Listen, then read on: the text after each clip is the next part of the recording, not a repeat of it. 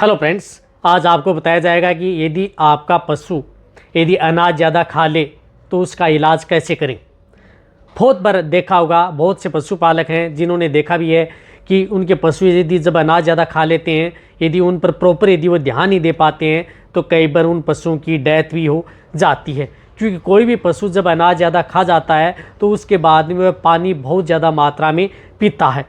यदि पानी बहुत ज़्यादा मात्रा में पीता है तो उस स्थिति में उस पशु में पॉइजनिंग की शिकायत हो जाती है। रही बात उसमें क्या होता है कि जो रूमन की पीएच है वह डाउन होती जाती है, क्योंकि जैसे यदि पशु अनाज ज़्यादा खाया, रूमन की पीएच है वह गड़बड़ा गई और डाउन हुआ और पॉइजनिंग की शिकायत हो गई, तो उस दिक्कत में कई बार पशुओं की डेथ भी हो जाती है। तो इसके लिए क्या करना चाहिए, क्या देना चाहिए, पूरी डिटेल से सही सटीक जानकारी के साथ पक्का इलाज आपको इस वीडियो के अंदर बताया जाएगा। जो जितने भी जो नए जुड़े हैं चैनल पर, अभी नए आए हैं, तो पहले आप इस चैनल को सब्सक्राइब कर लें, साथ में बेल आइकन और ऑल वाला ऑप्शन दबाएं, क्योंकि इस चैनल पर पता है कि आपको सही और सटीक जानकारी के साथ वीडियो दी जाती है। देखो, अनाज कोई सा भी आपने देखा ये कई बार यदि पशु जैसे बाहर यदि गेहूँ पड़ा है या अदर उनका छांस है या अदर बहुत जिस तरह का अनाज है जिससे आप यदि पशु को जो बांट खिला रहे हैं वह भी बहुत मात्रा में यदि पशु खुल करके यदि ज़्यादा खा जाता है, 1 से 2 पशुओं का ज़्यादा मात्रा खा लेता है, चाहे वो भेड़ बकरी हो या गाय भैंस, तो उस स्थिति में उस पशु की दिक्कत बहुत ज़्यादा खराब हो जाती है। रही बात उस स्थिति में पशु बाद में क्या करता है, पानी के लिए दौड़ता है, कई बार तो ध्यान ही नहीं दे पाते हम और वह पशु पानी ज़्यादा पी जाता है। तो उस स्थिति में यदि आपने देख लिया कि यदि पशु ने अनाज ज़्यादा खा लिया है, कोई सा भी अनाज हो, तो उस स्थिति में पशु को कभी भी पानी नहीं देना चाहिए। इस बात का ध्यान रखना है। उस पशु को पानी से हटा देना चाहिए या पानी उस पशु को 1 से 2 दिन लगातार 2 दिन तो आप उस पशु को पानी पिलाएं ही नहीं, क्योंकि उसको ट्रीटमेंट पर ही रखें, कुछ खिलाएं भी नहीं। यदि आपने देख लिया कि बहुत ज़्यादा मात्रा में खा चुका है तो आप उसे खिलाना भी नहीं है। तो उस स्थिति में पशु में बहुत ही ज़्यादा दिक्कत हो जाती है। तो वहाँ पर आपको क्या करना है कि यदि इस तरह की यदि दिक्कत हो जाए तो इमरजेंसी के तौर पर यदि घर में जो मीठा सोडा पड़ा रहता है, जिस प्रकार से सोडियम बाइकार्बोनेट जिसे हम बोलते हैं, ये मीठा सोडा उस पशु को दे देना चाहिए यदि आप उस पशु को बचाना चाहते हैं। जिस तरह से गाय भैंस हैं तो इन्हें आप 100 ग्राम एक साथ मीठा सोडा घोल करके आप उसे पिला दें और उस मीठे सोडे को आप 2 घंटे के अंतराल में आप 100 ग्राम इस तरह से आप दिन में 3 बार या 4 बार आप मीठा सोडा दे सकते हैं।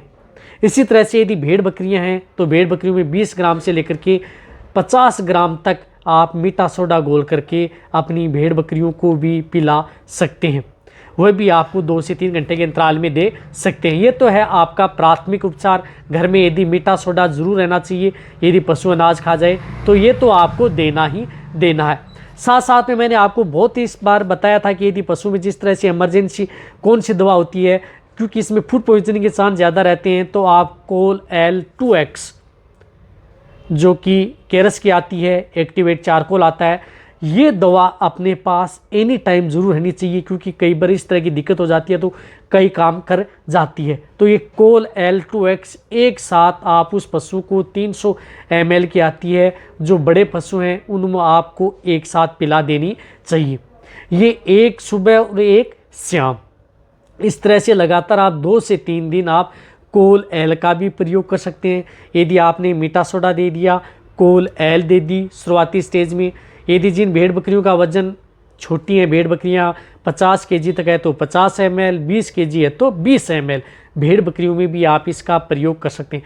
ये 2 चीज़ तो आपके घरेलू के तौर पर है, आप अपने पशु को बचा भी सकते हैं।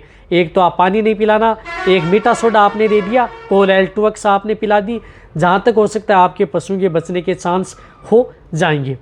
बट यदि आपने ध्यान नहीं दिया और आपका पशु ने पानी पी लिया, पानी पीने के बाद में पशुओं की हालत बहुत ज़्यादा ख़राब हो जाती है, तो उस स्थिति में यदि आपके पास नज़दीक यदि कोई वेटेरिनियन है या वेटेरिनरी डॉक्टर है तो उसकी सलाह ज़रूर ले लेनी चाहिए। यदि पेट में बहुत ज़्यादा पानी भर गया है तो जिस प्रकार से भेड़ बकरियां हैं तो उसको पेट से पानी निकाला जाता है, बड़े पशु में बहुत ज़्यादा दिक्कत है तो पेट से पानी बाहर निकाला जाता है।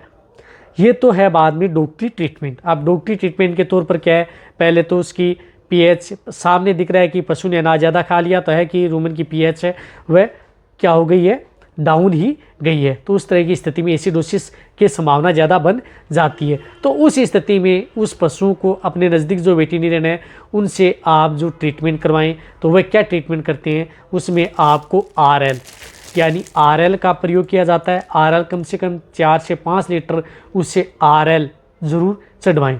अब RL में आपको क्या प्रयोग करवाना है, उसमें एक तो एट्रोपिन सल्फेट 15 ml से लेकर के 20 ml, यदि बड़ा पशु है तो 15 ml से लेकर के 20 ml आप एट्रोपिन सल्फेट उस RL में ही डाल देना है।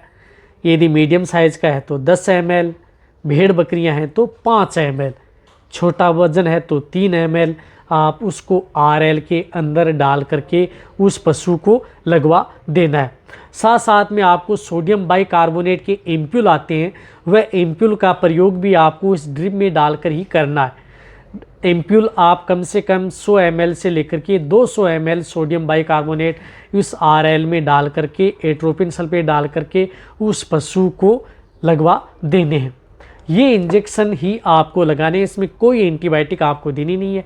रही बात एक मल्टीविटामिन इंजेक्शन ज़रूर आप उस पशु में प्रयोग करवा सकते हैं। जिस तरह से आविट प्लस है, ये 10 ml से लेकर के 15 ml उस पशु के पुट्ठू पर आप ये इंजेक्शन लगवा लेना है।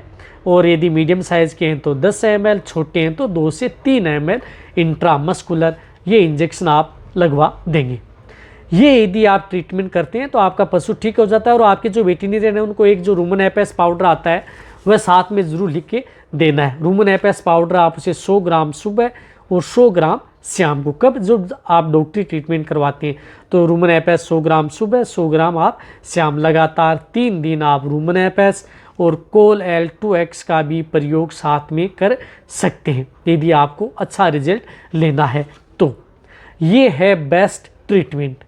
यदि पशु में यदि कोलिक शिकायत हो रही है, पेट दर्द की शिकायत है या उड़ने बैठने में दिक्कत कर रहा है तो उसमें एनाल्जिन का इंजेक्शन भी प्रयोग कर सकते हैं, अन्यथा कोई ज़रूरत नहीं होती है। लेकिन यदि दर्द कर रहा है, ज़्यादा डायरिया सा हो रहा है तो आप एनाल्जिन जो वेटाल्जिन इंजेक्शन आता है बड़े पशु में 20 से 30 ml प्रयोग कर सकते हैं, अन्यथा उस इंजेक्शन की कोई ज़रूरत नहीं पड़ती। जितने जो इंजेक्शन बताए इन्हीं इंजेक्शनों से आपके पशु ठीक हो जाते हैं, इससे ज़्यादा उसका ट्रीटमेंट करने की ज़रूरत नहीं है। इस तरह से जो आपको मैंने ट्रीटमेंट बताया वह ट्रीटमेंट आप अपने पशुओं में करवा सकते हैं। ये बेस्ट ट्रीटमेंट है।